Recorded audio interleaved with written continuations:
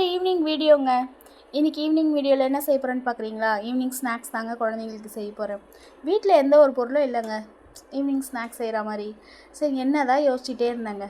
அப்போ தான் எனக்கு சடான ஞாபகம். காலையில் இட்லி சுட்டு வச்சுட்டு மீதி மாவு கொஞ்சம் இருந்ததுங்க. அது வேஸ்ட்டாக ஒரு 2 தோசை வரும். அதுக்கு பதிலாக குழந்தைங்களுக்கு ஒரு ஸ்நாக்ஸ் செஞ்சிடலான்னு சொல்லி முடிவெடுத்துட்டேங்க. என்ன ஸ்நாக்ஸ்ன்னு பார்க்குறீங்களா?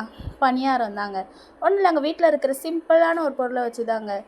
அந்த மீந்து போன மாவில் ஒரு 50 கிராம் சர்க்கரையை போட்டு பணியாரத்தை ஊற்றி கொடுத்துடலாங்க பிள்ளைங்கிட்ட. ஈவினிங் ஸ்நாக்ஸ் ஈஸியாக முடிஞ்சிடும்.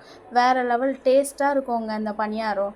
நீங்கள் ட்ரை பண்ணி பாருங்களேன். இனிமேல் மீந்து போன மாவை வேஸ்ட்டாக புளிக்க வச்சு கீழே ஊற்ற மாட்டீங்க, பணியாரம் சுட்டு சாப்பிடுவீங்க.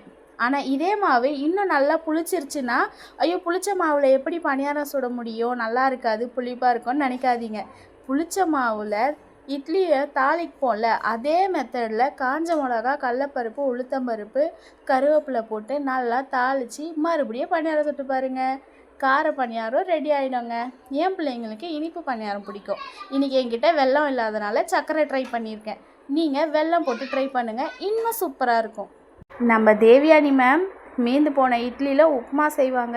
நான் மீந்து போன மாவில் பணியாரம் தாங்க செய்கிறேன். பணியாரத்துக்கு மாவே அரைக்க வேண்டியது இல்லைங்க. சிம்பிளாக வீட்டில் இருக்கிற இட்லி மாவை வச்சே பணியாரம் சுடலாம். என் பையனுக்கு இந்த பணியாரம் ரொம்ப பிடிச்சிருந்தது. அவனும் ஹாப்பி, நானும் ஹாப்பி. நெக்ஸ்ட் ஒரு வீடியோவில் பார்க்கலாம். பாய், தேங்க்யூ.